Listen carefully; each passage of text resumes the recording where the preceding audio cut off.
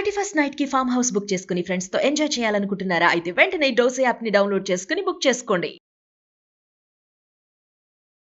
నమస్తే రమగారు. నమస్తే జయ. రమగారు, మనము ఆళ్వార్ల కథలు చెప్పుకుంటూ ఉన్నాం. నాకు ఒక అనుమానం రమగారు, వీళ్ళందరూ సమానంగా ఉంటారు ఎలాగా? వీళ్ళంతా వేరు వేరు మనుషులు కదా. అవును. మనం ఆలయాల్లో చూస్తే ఇంతింత విగ్రహాలతో ఆ, సమానంగా ఇలా దండం పెట్టు చక్కగా గుండ్రంగా అలా కనిపిస్తారు. అది ఎలా సాధ్యం రమగారు? అంటే ఏదో పొట్టి పొడుగు అలా ఉండుండొచ్చు, కానీ వీళ్ళందరూ కూడా ఒకటే రకమైన విధానాన్ని పాటించారు కదా జయ. విధానం ఏమిటి? ద్వాదశ పుండ్రాలు ధరించటం ఒకటే నా తిరునామం. అవును. ఆ బొట్టు భుజాల మీద అన్ని చోట్ల ద్వాదశ పుండ్రాలు 12 ధరించాలి. ద్వాదశ పుండ్రాలు ధరించటము, దండం పట్టుకోవటము. ఆ రోజులో జుట్లుకి ముడుండేవి, జుట్టు ముడేసుకునేవారు. మరి ఇప్పుడు అలాంటి వాళ్ళు కనపడితే సడన్ గా మనకు ఒక్కలాగానే కనపడరా? అవును. పైగా పూర్వపు కాలం వాళ్ళు కాబట్టి. ఇప్పుడు భగవంతుని అవతారాలు అనుకోండి, రాముల వారికి కోదండము, ఆ నరసింహస్వామికి కరాళము, కృష్ణుడికి వ్యత్యస్త పాదము మురళి, అక్కడి నుంచి నెమలిపించం ఆయన సర్వాలంకార శోభితుడు. విష్ణుమూర్తికి కూర్చున్న విష్ణుమూర్తి వేరు, శయనమూర్తి వేరు, నిలబడిన వెంకటేశ్వర స్వామి పెద్ద ఆయన వేరు, ఉన్నారా? వేరు వేరు. ఇప్పుడు వాళ్ళలో ఏంటంటే ముఖాలు కవళికలు ఒకటే, స్వరూప విధానాలు వేరుగా ఉంటాయి కాబట్టి మనకి వేరే వేరేగా కనపడతారు. ఇప్పుడు వీళ్ళు ఆళ్వార్లందరూ భక్తిపరులు, నమస్కార ముద్రలోనే ఉంటారు. అవును. అందరూ ద్వాదశ పుండ్రాలే ధరిస్తారు. అందరికీ తలకు శిఖలు ఉన్నాయి, జుట్టు ముడి ఉంది. మరి అప్పుడు గబుక్కున ఒకటేలా కనపడే అవకాశం ఉంది కాబట్టి ప్రతిమలే కదా అవి. ఇప్పుడు అది పర్టికులర్ గా వారిదే ప్రతిమ అయి ఉండకపోవచ్చు, ఎప్పటి నుంచో ద్వాపర యుగం నుంచి ఉన్నారు కదా. ఈ స్వరూపంలో ఇట్లా ధ్యానముద్రాంకితులుగా ఉంటారని, ఈ ద్వాదశ పుండ్రాలు ధరిస్తారని, తిరునామం తీర్చుని ఉంటారని ఒక దీంతో అంటే ఒక లెక్కతోటి చేయబడతారనమాట. అందుకని మనకు అట్లాగే కనపడతారు. భగవద్ రామానుజుల వర్ణంలోనే మనకి ఆకర్ణాంత దీర్ఘనేత్రులు, ఆయన చాలా పెద్ద పెద్ద కళ్ళట భగవద్ రామానుజులవి. నేను నీకు ఒక కథ చెప్పాను, విశాల నేత్రాలు. అందులో ధనుర్దాసుకి స్వామివారి నేత్రాలు చూపిస్తానంటారు. అవును. ముందే నా భార్య నేత్రాలు అంత అద్భుతమైన నేత్రాలు ఎక్కడా చూడలేదు, ఆమె చాలా గొప్ప నేత్రాలు అంటే రాసుకుంటున్న భగవద్ రామానుజులు కళ్ళెత్తి చూశారట. రామానుజులు కళ్ళెత్తి చూసేసరి కల్లా ఆ కళ్ళకి మైమరిచిపోయాడు ధనుర్దాస్. అంత అద్భుతమైన నేత్రాలు ఆయనవి. ఇంతకంటే పరమాద్భుతమంది భగవన్ నేత్రద్వయాన్ని చూపించారు అతనికి. ఇప్పుడు వారి సంగతి కొంత మనకి తెలిసి ఉంటుంది. విశాల నేత్రాలు తీర్చిదిద్దారు భగవద్ రామానుజులకి. మిగిలిన వాళ్ళ సంగతులు అంత బాగా తెలియదు కాబట్టి స్వరూపం ఒకేలా ఉండినట్టు కనపడుతుంది అనమాట. ఈ 4వ ఆళ్వార్లు తిరుమసై ఆళ్వారు. మసయ్యో అది మഴయ్యో నాకు తెలీదు, తెలుగులో మాత్రం మసై అని రాయబడుతుంది, తిరుమసై. ఈయన శ్రీకృష్ణుల్లాగా ఓ చోట పుట్టి ఇంకో చోట పెరిగారు. వీరిని భక్తిసారులు అంటారు, శ్రీభక్తిసారుడు అని చెప్తారు. ఈయనది చాలా అద్భుతమైన గాథ జయ. పూర్వమట భార్గవులు అనేటువంటి ఒక ముని ఉండేవారు. వాళ్ళు యజ్ఞదీక్షలో ఉన్నప్పుడు ఆయన భార్య గర్భవతట. ఆమె చెరువుకి నదికి నీరు తీసుకురావడానికి వెళ్ళినప్పుడు ఈ నీళ్లు తీసుకొస్తుంటే ఒక పులిగాండ్రింపు వినపడిందట. ఆమె అదిరిపోతే గర్భపాతం జరిగిందట. ఒక మాంసఖండంగా పడిపోయింది గర్భం, శిశువుగా కాదు. పడిపోయిన మాంసం ఖండంగా కనపడుతున్న పిండాన్ని ఆమె ఆ పక్కన ఉన్నటువంటి పేము పొదలో, పేము ఉంటుంది కదా ఇప్పుడు మన కేన్ అంటాం, పేము పొదలో ఉంచి ఆమె స్నానం చేసి పతి సేవకి వెళ్ళిపోయిందట. వెళ్ళిపోతే ఆ ప్రాంతము మహిసార క్షేత్రం అంటారు. ఆ క్షేత్రాన్ని అది ఎంత అత్యద్భుతమైన దేవాలయం. జగన్నాథ స్వామి, మంగవల్లి తాయారు అమ్మవారు.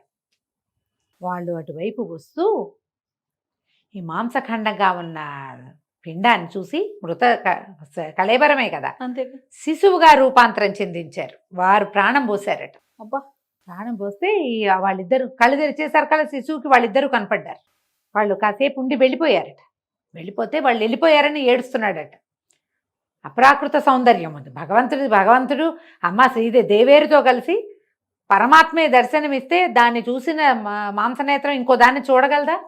వాళ్ళు వెళ్ళిపోయారని ఏడుస్తూ ఉంటే ఆ ప్రాంతానికి వచ్చినటువంటి ఒక ఈ పేము బెత్తాలు అవి కోసి పని చేస్తారు కదా, మేదరవాడు, అతను చూశాడట. చూసి శిశువుని ఇంటికి తీసుకుపోయాడు. పిల్లవాడు జీవించున్నాడు కదా, అదే ఎంత తేజోమయ స్వరూపుడుగా ఉన్నాడో. పిల్లవాడికి పాలు లేవు, ఏం లేవు, తీసుకెళ్తే ఈ పిల్లాడిని ఇట ఎత్తుకునేసరికల్లా మేదరి వాడి భార్యకి పాలు చీపొచ్చినాయట, సంతానం లేదు వాళ్ళకి. ఆ సంతోషం పట్టలేక పాలు వస్తే ఆవిడ తల్లి పాలు తాగలేదట ఆయన. ఒట్టిగా పిల్లాడు పెరుగుతూ ఉండేవాడు, పాలేమేం లేవు, ఆహారం లేకుండానే శిశువు దినదిన ప్రవర్ధమానంగా కనపడేవాడు.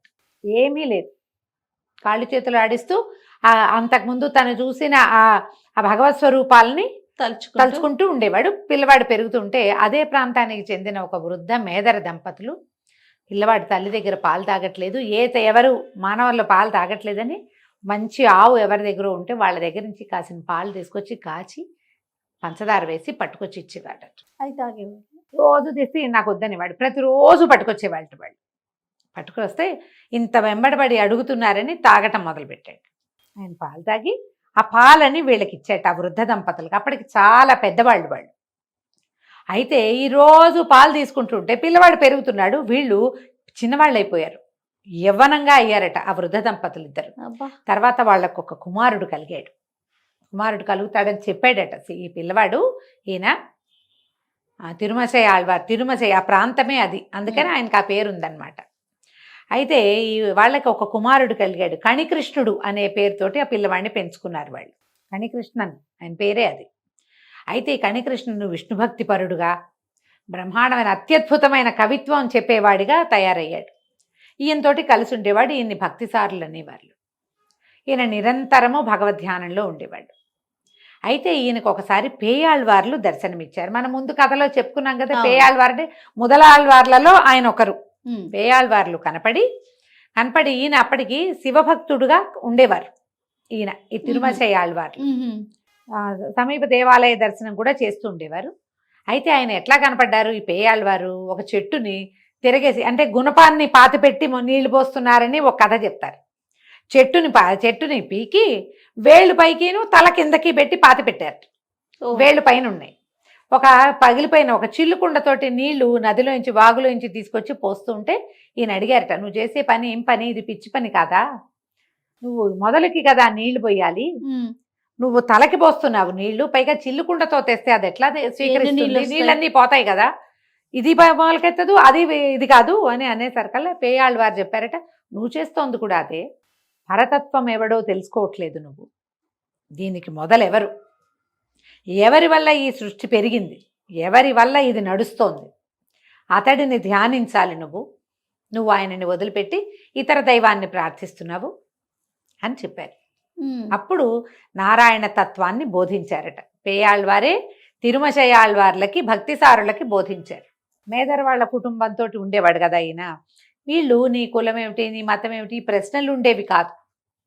వాళ్ళల్లో ఉన్న భగవదావేశాన్ని ఒకళ్ళనొకళ్ళు గ్రహించుకోగలిగేవాళ్ళు. అయితే ఈయన అప్పటి నుంచి మళ్ళీగా శ్రీమన్నారాయణుడి వైపుకి తిరిగారు. విశేషంగా సేవించుకునేవాళ్ళట. ఈ ప్రాంతము తిరువెంక అనేటువంటి ప్రాంతం. ఇదేంటంటే కాంచీపురంలో ఉన్న ఒక విష్ణువాలయ ప్రాంతం అన్నమాట. కాంచీపురంలో చాలా దేవాలయ దివ్యదేశాలు ఉన్నాయి బోల్డ్. తిరువెక్క అంటారు, తిరువెంక అంటారు. దాని కరెక్ట్గా ఏమిటో నాకు తెలియదు, వెంక కానీ వెక్క కానీ. అక్కడ స్వామి శ్రీశేషసాయిగా ఉండేవాడు. శేషసాయి ఆయన చక్కగా పడుకుని ఉంటారు బహుశా. అయితే ఏమైందట, ఈయన విశేషంగా స్వామివారిని సేవించుకునేవారు, అన్ని దేవాలయాలకి తిరుగుతూ ఉండేవాళ్ళు. అప్పుడు ఈయన ఈ భగవద్ దర్శనం తెలుసుకున్నాడు, ఆయన విష్ణుమూర్తిని తెలుసుకున్నారు. ఆ సమయంలోనట ఈయన కూర్చొని జపం చేసుకుంటుంటే ఆకాశంలో ఒక ఖేచరుడు వెళ్తున్నాడట. విమానంలో వెళ్తుంటే అతని విమానం ఆగిపోయిందట. ఎందుకు ఈ ప్రాంతంలో ఆగిపోయిందని ఆ విమానంతో అతని కిందకు వచ్చి ఈయన్ని చూశాడు. ఈ భక్తిసారుల్ని చూసి, నువ్వు ఇలాంటి భక్తిపరుడుగా ఉన్నావు, నీకు ఇది ఇస్తాను అని ఆయన మెడలో నుంచి ఒక ఆభరణం తీస్తే అలాంటి ఆభరణం మట్టిని ఉండగా చేసి ఇచ్చాడు ఈయన. అతను ఖేచరుడు ఇచ్చిన ప్రతి బహుమతికి ప్రతి బహుమతి ఇవ్వగలిగాడు భగవద్ధ్యానంతో. ఆ ఖేచరుడు ఎంతో సంతోషించి నీకు మోక్షం లభిస్తుందని చెప్పి ఆయన దారిని ఆయన వెళ్ళిపోయాడు. అయితే ఒక చిత్రమైన గాథ చెప్తారు, ఇది జరిగిందో లేదో మరి మనకైతే తెలీదు. అయితే ఒకసారట ఈయన తపస్సు చేసుకుంటుంటే, జపం చేసుకుంటుంటే ఆకాశంలో శివపార్వతులు వెళ్తున్నారట. వెళ్తున్న శివపార్వతుల నీడ తన మీద పడుతుందని పక్కకి తప్పుకుంటున్నాడు ఈయన. పార్వతీదేవి అడుగుతుంది, ఎందుకు ఇతను మనల్ని చూసి తప్పుకుంటాడంటే, వీడు విష్ణు భక్తుడు, మన నీడ కూడా వాడికి వద్దు, అందుకని తప్పుకుంటున్నాడని ఇతను చూద్దామని కిందకు వచ్చారు. వచ్చి నీకేం కావాలంటే నువ్వు ఇవ్వగలిగితే మోక్షాన్ని ఇవ్వు నాకు అని అడిగితే ఆయన అన్నట్టు నీకు మోక్షం నేను ఇవ్వలేను, నువ్వెవరిని ప్రార్థిస్తున్నావో అతడే ఆయనే. నీకు మోక్షం ఇవ్వగలడు అని చెప్పారు. చెప్పిన తర్వాత నీకేం కావాలి ఏం కావాలి అని అడిగితే ఆయన బొంత కుట్టుకుంటున్నారట. సూదిలోకి దారం మాటిమాటికి ఎక్కించలేకపోతున్నాను, ఇది ఎక్కే మార్గాన్ని చూపించు నువ్వు అని చెప్పాడట ఆయన. చెప్పేసరికి పరమేశ్వరుడికి చాలా కోపం వచ్చింది. ఆయన మూడో కన్ను తెరిస్తే ఈ తిరుమజయ ఆళ్వారిని ఆవరించి ఉన్న విష్ణు తేజం శివతేజాన్ని అడ్డుకుందట. ఇట్లా ఒక ప్రత్యేకమైన గాథ చెప్పారు. జరిగిందో లేదో తెలీదు ప్రత్యేకంగా, కానీ ఈయనేంటంటే శివభక్తిని వీడి విష్ణు భక్తి పరుడయ్యాడని ఈ గాథ అనమాట. తర్వాత పార్వతీ పరమేశ్వరులు నీకు మోక్షం లభిస్తుంది, అతడే నీకు మోక్షాన్ని ఇస్తాడని వెళ్ళిపోయారు. ఇది ఒక ప్రత్యేకమైన గాథగా చెప్తారు, కొన్ని పుస్తకాల్లో కనిపిస్తుంది ఇది. అదే. అయితే ఈయన విశేషంగా సేవించుతూ ఉండేవారు. ఈయన తోటి కనికృష్ణుడు ఉన్నాడు కదా, ఈయన వదిలిపెట్టిన పాలను తాగిన వృద్ధ దంపతులకి పుట్టినవాడు. అతను ఆ ప్రాంతపు రాజుగారికి తెలిసింది ఇతను చాలా గొప్ప కవిత్వపరుడు అది అని. తన మీద కవిత్వం చెప్పమని అడిగాడట ఆయన. ఎవరు? రాజుగారు. రాజు అడిగితే కనికృష్ణుడు ఒప్పుకోలేదట. కేవలం నేను భగవంతుడి మీదే కవిత్వం చెప్తా, మనుషుల మీద చెప్పనంటే ఆయన ఈయన ఊళ్ళో నుంచి వెళ్ళిపోమన్నాడట. దేశ బహిష్కరణ విధించారు.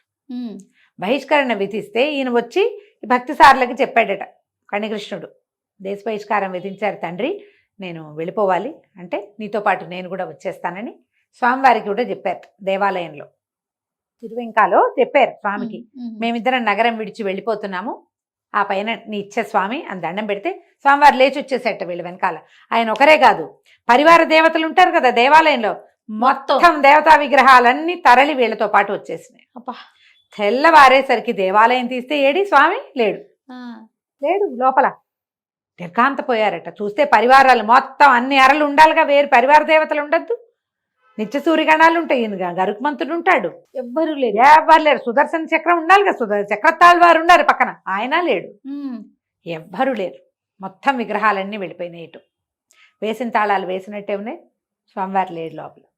దాంతో ఏదో జరిగిందని అందరూ రాజు దగ్గరికి పరిగెత్తారట. స్వామి దివ్యస్థలం ఖాళీ అయిపోయింది, స్వామి లేడంటే అప్పుడు మంత్రులు వాళ్ళు చెప్పారట, మీరు కణికృష్ణుణ్ణి వెళ్ళిపోమన్నారు.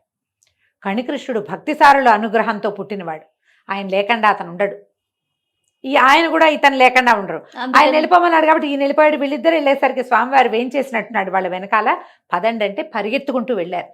వెళ్ళి ఆ భక్తిసారుల పాదాలు పట్టుకుని మమ్మల్ని క్షమించండి, కణికృష్ణుని మేమేం ఇబ్బంది పెట్టాం, మీరు మళ్ళీ నగరంలోకి రండి అంటే స్వామివారు అక్కడ మాయమయ్యి ఇక్కడ ప్రత్యక్షమయ్యట. ఆ స్వామిని యథోక్తకారి అంటారు, భక్తులు చెప్పినట్టు చేసేట ఆయనే యథోక్తకారి. అంతకుముందు శేషసాయిగా ఉండేవాడు, శ్రీశేషసాయి అనేవాడు ఆయన్ని. ఈ యథోక్తకారి ఈ దేవాలయంలోనే ఆయన పుట్టాడు. పేయాళ్వార్లు పుట్టింది ఇక్కడ, ముందు లేడు యథోక్తకారిగా ఆయన, ఇప్పుడు అయ్యాడు. ఆ యథోక్తకారి సన్నిధిలో యథోక్తకారి పెరుమాళ్ళు ఇప్పుడు ఉన్నాడు కాంచీపురంలో. ప్రత్యేకమైన దేవాలయం ఉంది కదా, ఎంతో విశేషంగా ఉండేదట. ఈయన మేదరవారి వేషంలో దేవాలయాలు అవి చూడ్డానికి వెళ్తే అక్కడ ఏదో వేదసభ జరుగుతుంది. వేదసభ జరుగుతుంటే ఈయన మరి మేదరవాడు అనేసరికల్లా ఇలా అస్పృశ్యులుగా అలా ఉండేవాడు. ఆయన చూసి వేద పఠనం ఆపేశారట. ఆపేశాక ఈయన అవతలకి వెళ్ళంగానే మళ్ళీ మొదలుపెట్టి జ్ఞాపకం రాలేదుట, ఎక్కడ ఆపారో అక్కడ. ఆయన వెనక్కి తిరిగి ఒక నల్లని వడ్ల గింజని ఇట్లా ఒలిచి గోటితో చూపించారు అక్కడ ఏం చదవాలి అని. అప్పుడు ఆ పదంతో, ఆ కృష్ణ వర్ణంతో ఉండేటువంటి ఆ పదాన్ని మొదలుపెట్టి చెప్పగలిగారనమాట. వాళ్ళు కొంచెం అంటి ముట్టనట్టే ఉండేవాళ్ళు. అయితే ఏమైందట, దేవాలయ దర్శనం కుదరక ఈయన ఇట్లా మేదరవాడి స్వరూపంలోనే దేవాలయానికి ఇలా ప్రదక్షిణ చేస్తుంటే లోపల ఉన్నటువంటి స్వామి విగ్రహం తిరగటం మొదలుపెట్టిందట. ఆయన ఎటు తిరిగితే అటు తిరిగిపోతుందట. ఇదేమిటి, ఇదేదో జరుగుతోందని ఏం జరిగింది అని చూస్తే ఈయన లోపలికి రానివ్వలేదు, మేదర స్వరూపంలో ఉన్నారు, మేదర వాళ్ళ అవతారంలో. అందుకని స్వామివారు తిరిగిపోయేవాడట. అంత భక్తిపరుడు అనమాట ఆయన. ఈయన మీద ఇంకొక కథ చెప్తారు. వీరు కుంభకోణం వెళ్ళారు. కుంభకోణంలో దేవాలయ సన్నిధిలో విష్ణువాలయం ఒకటి ఉంది, ఆరావముద్దు పెరుమాళ్ళు, ఆరావముదు అని. ఆయన పడుకుని ఉంటారు, స్వామివారు పడుకుని కనపడతారు. ఈయన వెళ్తే ఈయన్ని చూసి నవ్వలేదట, ఈ భక్తిసారులను చూసి పలకరించలేదని ఈయన ఒక ఇది చెప్పారట పాసురం.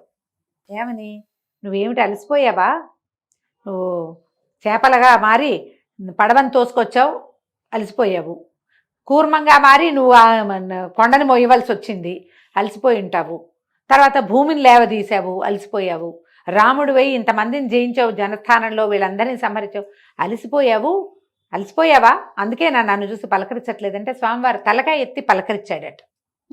ఇప్పటికీ కూడా ఆ దేవస్థానంలో స్వామి తల ఎత్తి కనిపిస్తారు. అవును రమ్మగారు.